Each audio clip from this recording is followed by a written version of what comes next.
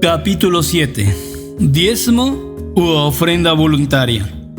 Hace poco leí un artículo interesante de la columna de un periódico. Inicialmente me atrajo porque su titular tenía la palabra diezmo. Cuando vi el titular, de inmediato me pregunté si el artículo abordaría el tema bíblicamente. Cuando comencé a leer el artículo me pude dar cuenta de que el autor, Henry Brinton, también pastor, no abordaba el tema del diezmo y la ofrenda en la iglesia desde una perspectiva estrictamente evangélica, como lo haría yo, pero no obstante, sí constituía un buen tema a meditar, como demuestran algunos de los puntos de la siguiente cita.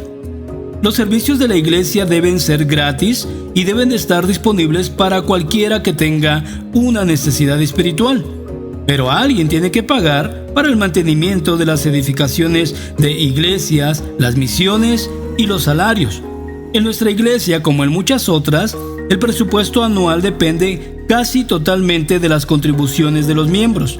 El promedio anual consiste en que 20% de las personas den la mayor parte de la ofrenda. Lamentablemente, varias corrientes amenazan con socavar esta promesa. Primero, cada vez más vienen personas a la iglesia buscando una presentación con Dios o Jesús, no para aprender sobre las obligaciones de formar parte de la congregación. Las investigaciones demuestran que en la actualidad, con frecuencia, los adultos más jóvenes son creyentes, pero no pertenecen a ninguna congregación. Tienen un compromiso con su fe, pero no necesariamente con una congregación. Ahora bien, no soy la clase de pastor que usa tácticas agresivas ni que solo habla del dinero. Con toda honestidad, pueden revisar mi expediente de sermones, pero sí confieso que me preocupan estas corrientes. Una solución podría ser enviarles cuentas a los miembros activos con una recomendación específica de lo que cada persona debe dar. Y cito, casi todas las sinagogas les imponen cuotas y les pasan cuotas a sus miembros. Fin de la cita. Me dice Rabbi Jacques de Molin, de la congregación Agudas Hashim de Alejandría, en el estado de Virginia.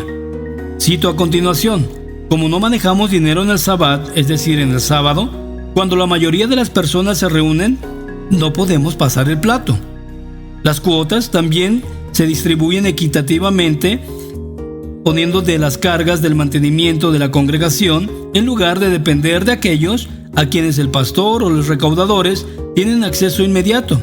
Al mismo tiempo, cada sinagoga entrega el mensaje con cada cuenta o petición, de modo que no se rechazará a nadie por falta de recursos.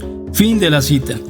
Aunque admiro este criterio transparente de las necesidades de una congregación judía y de la responsabilidad de cada miembro, dudo que funcione en una iglesia protestante con una antigua tradición de ver la ofrenda como un don verdaderamente gratis. Fin de la cita del pastor Brinton.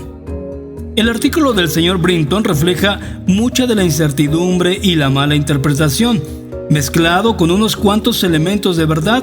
Lo que predomina hoy en día en los círculos religiosos con respecto a las libertades y responsabilidades de la ofrenda, incluso en contextos de iglesias conservadoras y que creen en la Biblia, durante décadas han planteado esta idea, y cito, bueno, yo siempre pensé que deberíamos dar el 10%, fin de la cita.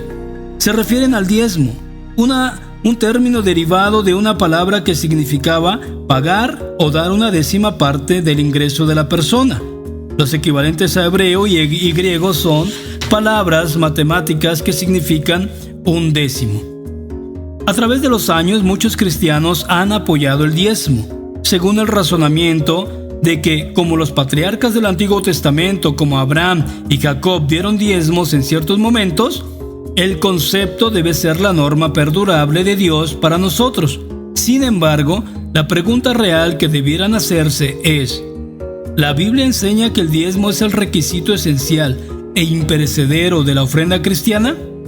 Un estudio cuidadoso de algunos textos claves nos darán una respuesta clara. El argumento básico del diezmo. En términos generales, el argumento típico de la práctica del diezmo se remonta al Antiguo Testamento. La ley mosaica exigía que los israelitas pagaran varios diezmos. Incluso, antes de la ley, Abraham y Jacob dieron diezmos al Señor. Como la práctica del diezmo apareció antes de la ley, debe trascender la ley. Y esa cualidad trascendental significa que el diezmo se tiene que aplicar después de la época de la ley, hasta nuestros días como una norma universal y un requisito inalterable. Ese argumento tiene imperfecciones graves por varias razones. Primera, argumentar sencillamente que lo que haya existido antes de la ley debe existir después de la ley supone algunos verdaderos problemas. Por ejemplo, a partir de la ley mosaica, los judíos guardaban el séptimo día de la semana como santo para el Señor y como un día de reposo. Esa era la ley del día de reposo definida en Éxodo capítulo 20, versos 9 al 11. Pero el Nuevo Testamento, comenzando con la enseñanza de Jesús, refiriéndonos a Marcos capítulo 2, verso 23 al 28, anula claramente la necesidad de cumplimiento de algún día de reposo. Colosenses capítulo 2, verso 16 al 17, cito: Por tanto, nadie os juzgue en comida o bebida, o en cuanto a días de fiesta, luna nueva o días de reposo, todo lo cual es sombra de lo que ha de venir, pero el cuerpo es de Cristo. Fin de la cita. Romanos capítulo 14, verso 5. Uno hace diferencia entre día y día, otro juzga iguales todos los días. Cada uno esté plenamente convencido en su propia mente. Fin de la cita. Cuando considera la existencia del sistema expiatorio, surge otro problema. La ofrenda de animales expiatorios ocurrió en la época de Abel, haciendo referencia a Génesis capítulo 4, verso 4. Se estableció un sistema más detallado y oficial en la ley mosaica y existió por el resto del antiguo pacto, pero en el nuevo pacto no continúa el ritual de animales expiatorios, pues fue sustituido por la obra de Cristo en la cruz, haciendo referencia a Hebreos capítulo 9, 11 al 15 y capítulo 10, verso 1 al 14. En la actualidad, ni usted ni yo, obviamente, le ofrecemos animales al Señor. Por ende, sencillamente porque cierto requisito o práctica existiera antes o durante de la época de la ley, eso no le confiere aplicación permanente en el nuevo pacto. El argumento para el diezmo, basado en las prácticas del Antiguo Testamento, tiene incluso imperfecciones más graves, porque el diezmo, tanto antes como después de la ley, implicaban dos cuestiones por separadas. Usted no puede atribuirle un calificativo general a cada acto de la ofrenda. Si analiza cuidadosamente el Antiguo Testamento, verá que el diezmo tenía en verdad elementos de una ofrenda voluntaria y requerida antes de la época de Moisés, como lo tuvo durante y después de la ley de Moisés. En cuanto entienda esa distinción esencial, es decir, lo que opera hoy en día, confío en que verá claramente que hoy día no existe ninguna cantidad de porcentaje recomendada divinamente para la ofrenda. Discurrir lo contrario revela una mala interpretación. La ofrenda en la era premosaica. Antes de siquiera considerar cualquiera de los ejemplos de la ofrenda en el Antiguo Testamento, es importante saber que en el libro de Génesis, la palabra hebrea traducida diezmo no hace referencia a una ofrenda necesaria, a un mandamiento divino ni a una ordenanza. En su lugar, el término se refiere a una ofrenda voluntaria. Además, el concepto del diezmo no era característico de la Biblia ni de aquellos que creen en el Dios verdadero. Históricamente, la idea de dar un diezmo a una deidad era una costumbre pagana común. Para casi todas las culturas antiguas, el número 10 era el símbolo de completamiento. Típicamente, cuando los adoradores paganos querían dar una ofrenda a su deidad, le daban un diezmo porque eso simbolizaba su ofrenda de todo, su entrega de todo en cuanto tenían a su Dios. Así que, un décimo era una proporción común en muchos tipos de ofrendas sagradas, y tal ofrenda se practicaba mucho antes de la época de los patriarcas hebreos. Por eso, no se puede argumentar realmente que Dios, en el libro de Génesis, originó y dio mandamiento especial de diezmar como un principio permanente. El concepto del diezmo sencillamente no se encuentra allí, como demostrará un estudio de pasajes pertinentes. La ofrenda de Adán a Noé. Génesis capítulo 4 registra el primer caso donde la humanidad le hace una ofrenda a Dios. Los hijos de Adán, Caín y Abel, dieron ofrendas voluntarias que de ninguna manera implicaron cantidades fijadas u ordenadas por Dios. En Génesis 4 puede inferir fácilmente que el Señor había requerido en algún momento anterior que las ofrendas fueran sacrificios animales. Eso es lo que hizo inaceptable la ofrenda de frutas, vegetales y granos de Caín. Dios aceptó el sacrificio animal de Abel, pero no fue porque hubiera traído un cierto porcentaje de su rebaño en el momento justo del año, según algún mandamiento divino. Toda la narrativa dice que los dos hermanos decidieron, cada uno voluntariamente, llevarle ofrendas a Dios. Hasta donde podemos determinar, estas primeras ofrendas no estaban relacionadas con una décima parte de nada. Noé hizo la segunda ofrenda registrada en los primeros días de la historia redentora, Génesis capítulo 8. Cuando vio que el diluvio mundial había pasado, Noé quiso abandonar el arca y ofrecer un sacrificio a Dios en gratitud por sobrevivir el inmenso diluvio. Génesis capítulo 8, verso 20 dice a continuación: Y edificó Noé un altar a Jehová, y tomó de todo animal limpio y de toda ave limpia, y ofreció holocausto en el altar. Fin de la cita. Dios no mandó a Noé a hacer eso. Fue una ofrenda espontánea y voluntaria de corazón. No hay razón para suponer que era alguna clase de diezmo. La ofrenda, desde Abraham hasta Moisés. Génesis capítulo 12, verso 7 contiene la segunda mención más importante de una ofrenda a Dios. El Señor había acabado de llamar a Abraham, en aquel entonces llamado a abandonar su tierra natal y ser el líder de una nueva nación. En el versículo 7, Dios refuerza su promesa a Abraham y cito: Y apareció Jehová a Abraham y le dijo: A tu descendencia daré esta tierra. Y edificó allí un altar a Jehová, quien le había aparecido. Fin de la cita. Abraham respondió libremente a la promesa maravillosa de Dios de que él sería el padre de una nación y dijo: Gracias, Dios, haciéndole una ofrenda. De nuevo, no hay mandato divino ni porcentaje estipulado que se deba ofrecer. Abraham sencillamente actuó por el gozo y la gratitud de su corazón.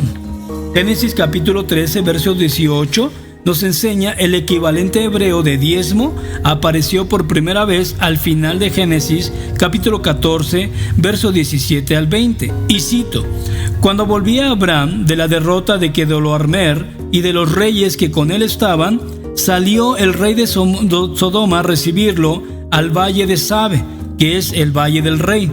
Entonces Melquisedec, rey de Salem y sacerdote del Dios Altísimo, sacó pan y vino, y le bendijo diciendo: Bendito sea Abraham del Dios Altísimo, creador de los cielos y de la tierra, y bendito sea el Dios Altísimo, que entregó tus enemigos en tu mano. Y le dio a Abraham los diezmos de todo. Fin de la cita. Dios había acabado de darle a Abraham una gran victoria en batalla y le permitió tomar una cantidad valiosa del botín. De regreso a casa, Abraham se encontró con ese personaje asombroso de Melquisedec, que era tanto rey como sacerdote, un sacerdote del Dios Altísimo, el mismo Dios a quien adoraba Abraham. Él estaba tan agradecido de Dios por todo lo que había hecho por él y por cómo el Señor lo había protegido y por la oportunidad de conocer a Melquisedec, que alegremente y con agradecimiento le dio a Melquisedec los diezmos de todo. Abraham expresó su gratitud a Dios por medio de su representante, el sacerdote Melquisedec. Vale la pena notar que el versículo 20 no dice que Abraham le diera una décima parte de todo cuanto poseía. No era un diezmo de su ingreso total ni alguna clase de diezmo anual, sino sencillamente una décima parte de lo que había tomado en la batalla. De hecho, No se registra en ninguna otra parte del Antiguo Testamento que Abraham volviera a dar diezmo. Así que el diezmo de Abraham era una acción libre, voluntaria y de una sola vez, totalmente motivada por su corazón, no por mandato divino. La verdad importante a recordar es la siguiente: Abraham, a través de Melquisedec, le dio a Dios una 10ª parte de lo mejor, una 10ª parte del pináculo de los botines, como demuestra el griego en Hebreo capítulo 7, verso 14, en reconocimiento de su compromiso y gratitud totales al Señor. Resulta poco prudente afirmar cualquier otra cosa a partir del significado del diezmo de Abraham en Génesis 14. La única otra mención del diezmo antes de la ley mosaica está en Génesis capítulo 28, verso 20 al 22, la historia del voto de Jacob. Sin embargo, la enseñanza principal a sacar de ese relato no es que debamos hacer lo que hizo Jacob dando un diezmo, sino que debiéramos evitar su carnalidad espiritual. El versículo 22 describe en realidad el intento de Jacob de sobornar a Dios cuando él dice, y cito: esta piedra que he puesto por señal será casa de Dios, y todo lo que me dieres, el diezmo, apartaré para ti. Fin de la cita. Jacob estaba haciendo sencillamente lo que hacían los paganos de aquella región. Le daban un diezmo a su Dios, pero solamente si él hacía lo que le pedía. Jacob estaba tratando de comprar la bendición de Dios en forma de ropa, alimento y un viaje seguro. Versículo 20 y 21. Su motivo para dar un diezmo distaba de la sinceridad. Si los supuestos diezmos mencionados en Génesis no eran obligatorios, ¿hay algún caso significativo de ofrenda necesaria registrada en la era premosaica? La respuesta es sí. Génesis capítulo 41. Sin embargo, tal ofrenda aún así no concuerda con la definición tradicional del diezmo del laico contemporáneo. Génesis 41 comienza con el sueño de Faraón y la interpretación que hace José del mismo. Con la guía divina interpretó con exactitud el sueño, prediciendo la venida de 7 años de abundancia para Egipto, seguidos de 7 años de hambruna. Y he aquí la forma en que José le dijo a Faraón que respondiera a tal situación. Y cito: haga esto Faraón, y ponga gobernadores sobre el país, y quinte la tierra de Egipto en los 7 años de la abundancia. Fin de la cita. Génesis capítulo 41, verso 34. Esos gobernadores eran el equivalente de agentes antiguos del servicio de rentas internas, cuya tarea sería recaudar 20% de todo lo que se producía cada uno de los 7 años y guardarlo para que se usara durante los 7 años de hambruna. Lo quiera o no, esa recaudación fue una versión primitiva de un impuesto sobre la renta nacional y fue introducido por Dios para apoyar a la nación de Egipto.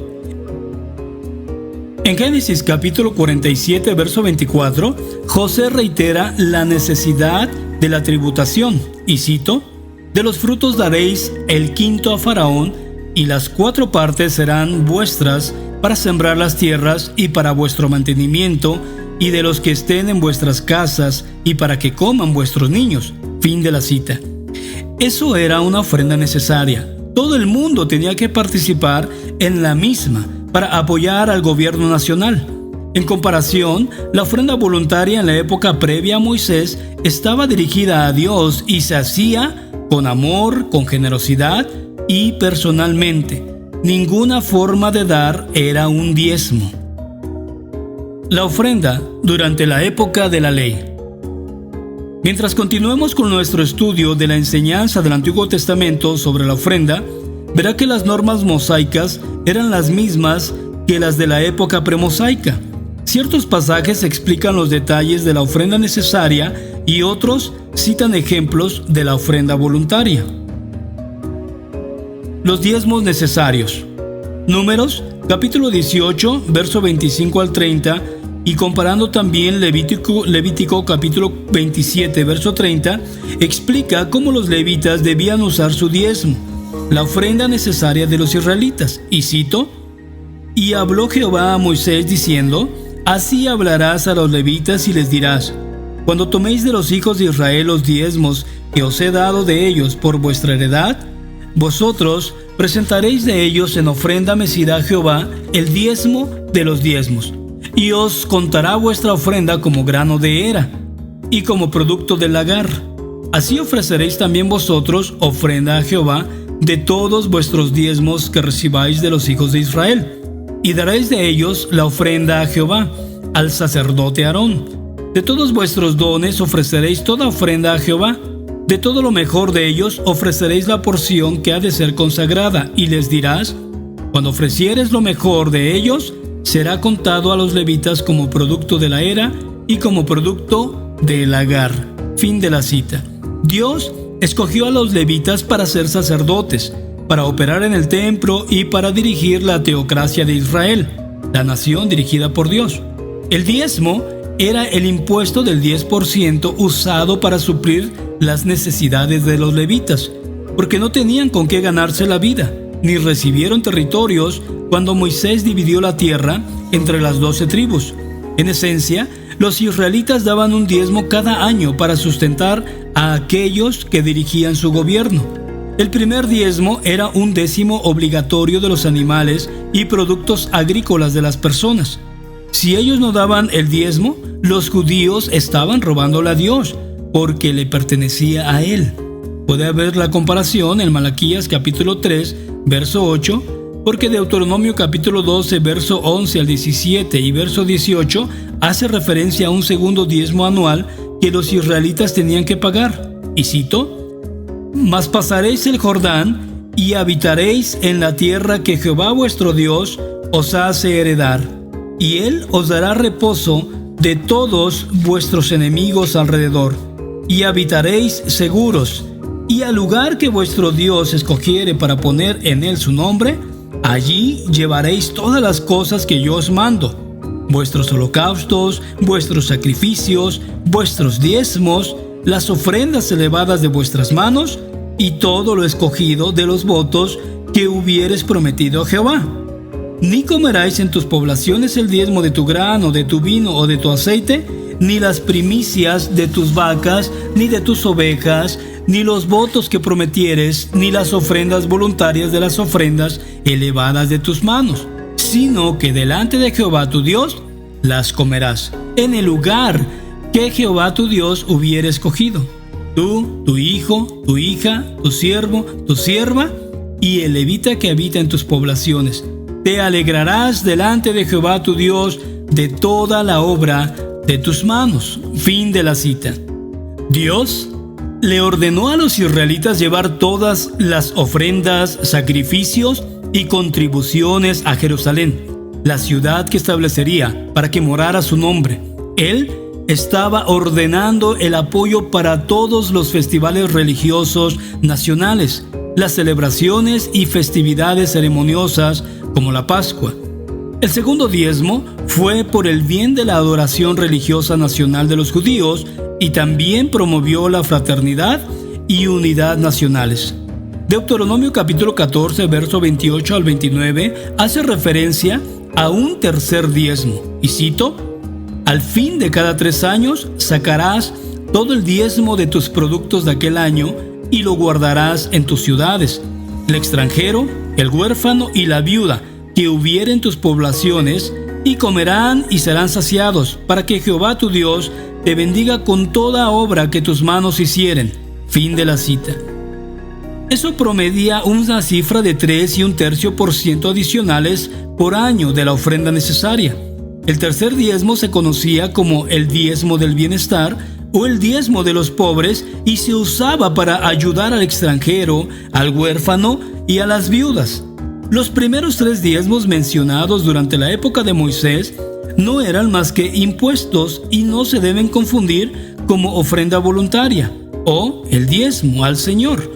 Esos diezmos llegaban a ser una tributación obligatoria porque se usaba para financiar el gobierno humano instituido divinamente de Israel. Sin embargo, esa base imponible esencial de 23% no era la ofrenda necesaria total para el pueblo bajo la ley mosaica. Tenían algunos requisitos adicionales. Al igual que nosotros, tenemos impuestos sobre la gasolina, impuestos sobre las ventas, impuestos sobre las ganancias de capital, impuestos sobre el valor añadido. Los judíos tenían un impuesto sobre la participación en las utilidades que se explica en detalle en Levítico capítulo 19, verso 9 al 10. Y cito: «Cuando ciegues la mies de tu tierra, no segarás hasta el último rincón de ella, ni espigarás tu tierra segada, y no rebuscarás tu viña, ni recogerás el fruto caído de tu viña. Para el pobre y para el extranjero lo dejarás, yo Jehová, vuestro Dios». Fin de la cita. Cuando las personas segaban sus cosechas, no debían segar hasta las esquinas de sus campos y no debían recoger el fruto que caía al suelo mientras recogían uvas. Por cierto, eso era para los pobres, para que pudieran atravesar los campos y las vides y servirse de la abundancia de la cosecha. Eso es precisamente lo que se encontraba haciendo Ruth descrito en el libro de Ruth. Tales requisitos, en efecto, constituían un plan de participación en las utilidades para suplir algunas de las necesidades de los pobres. Además del impuesto sobre la participación en las utilidades, estaba el requisito del reposo de la tierra cada 7 años. Éxodo capítulo 23, verso 10 al 11, nos enseña que cada 7º año el pueblo tenía que perder las ganancias normales de todo un año, de modo que el suelo pudiera rejuvenecerse. Después estaba el tercio anual de un impuesto para el shekel del templo. Se usaba para financiar y mantener el templo.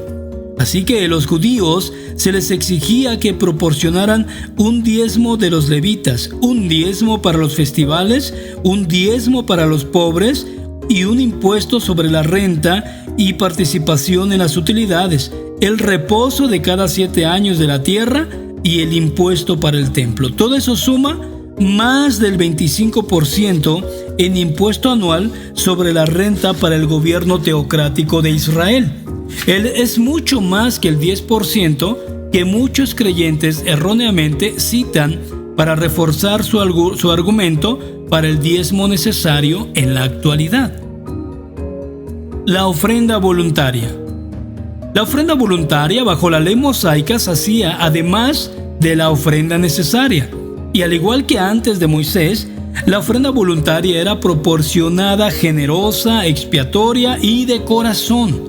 Primero que todo, Números capítulo 18, verso 2, describe el principio de la primicia, y cito: «De aceite, de mosto y de trigo, todo lo más escogido, las primicias de ellos, que presentaran a Jehová, para ti las he dado». Fin de la cita.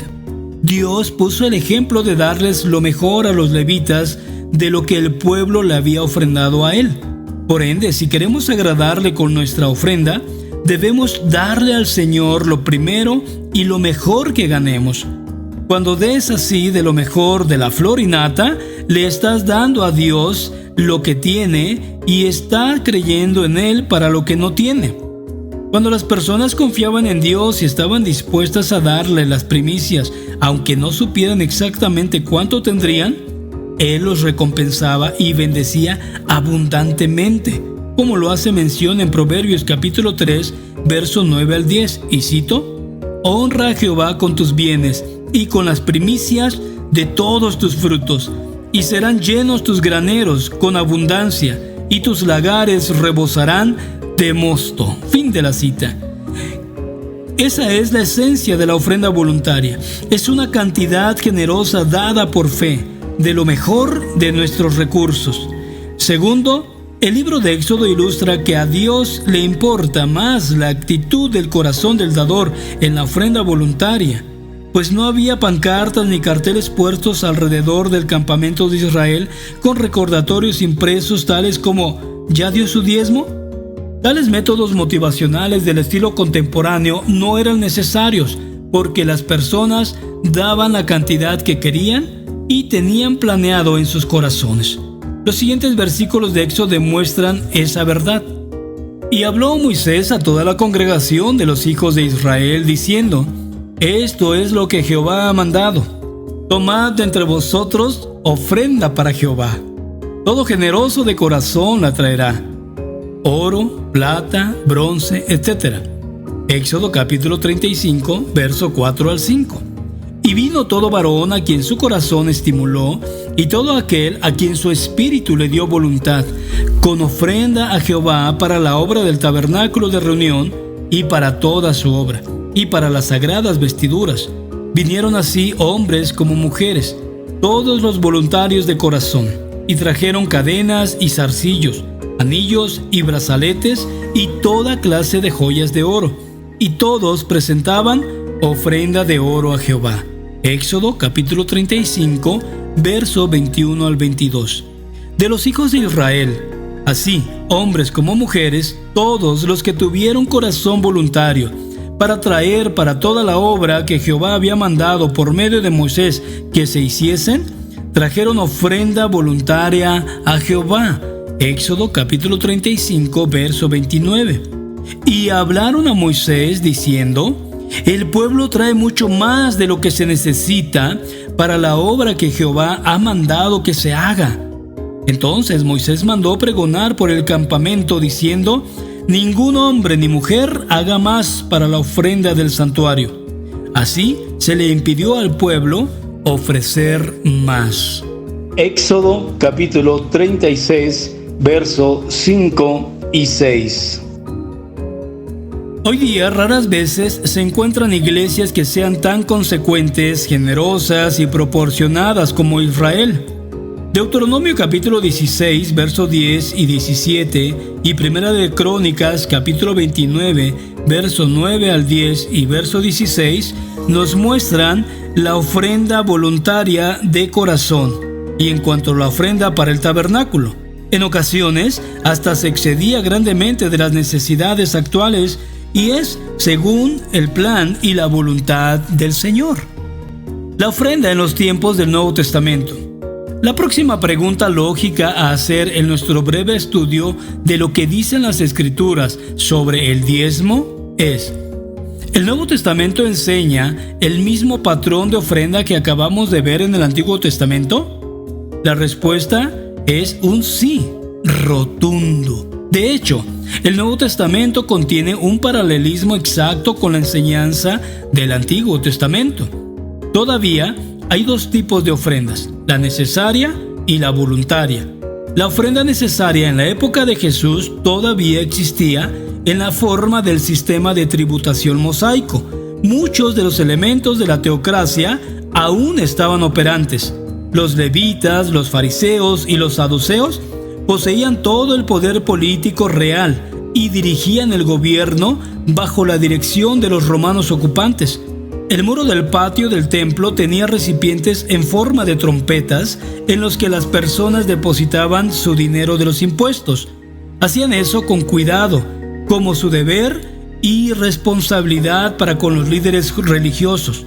Además, los evangelios hacen referencia a la carga de impuestos exorbitantes que los romanos, por medio de cobradores judíos, conocidos también como publicanos, imponían en el pueblo.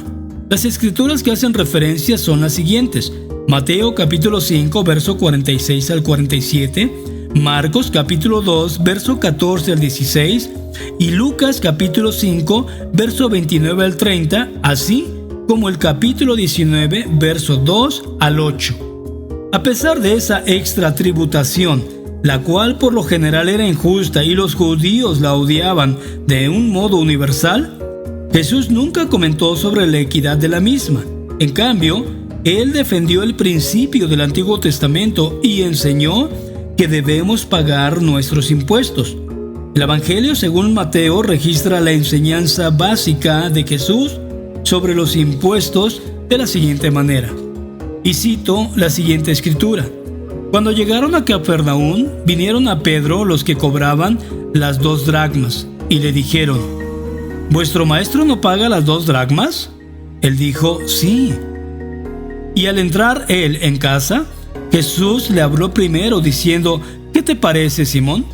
Los reyes de la tierra, ¿de quiénes cobran los tributos o los impuestos? ¿De sus hijos o de los extraños? Pedro le respondió: de los extraños. Jesús le dijo: luego los hijos están exentos. Sin embargo, para no ofenderles, ve al mar y echa el anzuelo, y el primer pez que saques, tómalo, y al abrirle la boca hallarás un estatero. Tómalo y dáselo por mí y por ti. Fin de la cita. Mateo capítulo 17, verso 24 al 27. Por una parte, Jesús estaba diciendo que, como el Hijo del Padre, Él no tenía que pagar impuesto alguno, y tampoco sus seguidores, que son hijos de su Padre Celestial. Pero, para que ni Él ni su Maestro ofendieran a la autoridad, Jesús le dijo a Pedro que pagara el impuesto del templo. Las palabras de nuestro Señor también constituyen un buen recordatorio de que debemos pagar nuestros impuestos, porque Dios está detrás de todo gobierno humano, y Él ordenó que cualquiera que sea el sistema de tributación al que pertenecemos, debemos cumplir.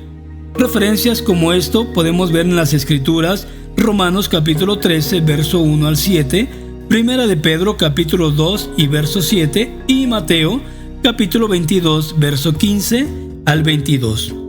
Hay dos menciones solamente de la palabra real impuesto en los evangelios, y en ambos casos se refieren a tributación u ofrenda necesaria. En Mateo capítulo 23, verso 23, Jesús les dijo a los fariseos: «Ay de vosotros, escribas y fariseos hipócritas, porque diezmáis la menta y el eneldo y el comino, y dejáis lo más importante de la ley, la justicia, la misericordia y la fe.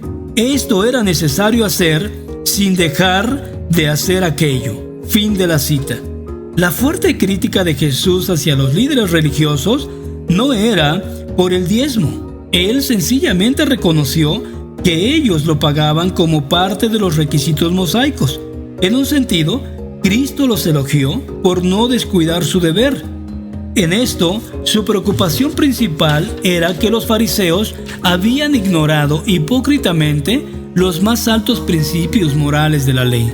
Igualmente, Lucas capítulo 18, verso 12, en la parábola del fariseo y el publicano, haciendo referencia en el capítulo 18, verso 9 al 14, nos comenta que alguien respecto al pago de los diezmos. El fariseo estaba alardeando en realidad por el pago de sus impuestos, y esa actitud no tenía sentido, porque de todos modos debemos pagar impuestos. Jesús no elogió ni condenó el concepto del diezmo, porque ese no era su objetivo en esta parábola. Su propósito era ilustrar la falacia de confiar en la propia justicia de uno para la justificación. Hebreos capítulo 7, verso 4 al 9, contiene varias referencias a las décimas partes y los diezmos, pero nuevamente no como directrices ni instrucciones para el ejercicio contemporáneo de la iglesia.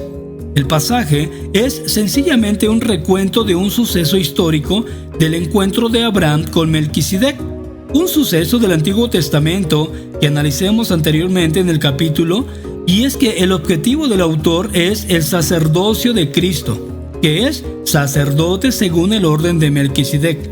Por ende, entre todas las referencias del Nuevo Testamento a un diezmo o el 10%, no hay mandato para los creyentes sobre la necesidad del 10%. Eso es porque el diezmo nunca ha sido una ofrenda para Dios. Siempre fue una forma de tributación para sustentar su gobierno.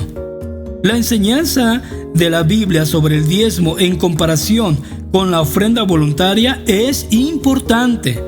El diezmo, tanto en épocas del Antiguo como del Nuevo Testamento, era el pago de impuestos, y los judíos bajo de la ley mosaica pagaban hasta un 25% por año en diezmos.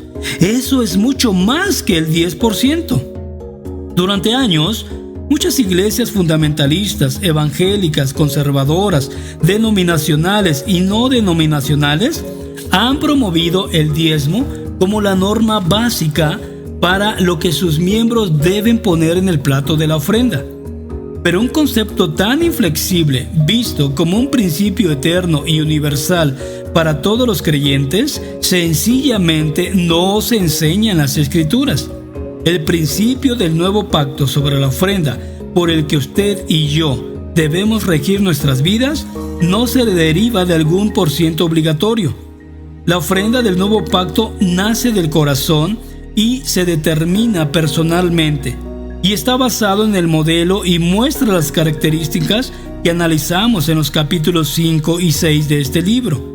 Segunda carta de Corintios capítulo 9, versos 6 al 7, constituye un excelente resumen de cómo debemos darle al Señor, y cito: el que siembra escasamente, también segará escasamente, y el que siembra generosamente, generosamente también segará. Cada uno dé como propuso en su corazón, no con tristeza ni por necesidad, porque Dios ama al dador alegre. Fin de la cita.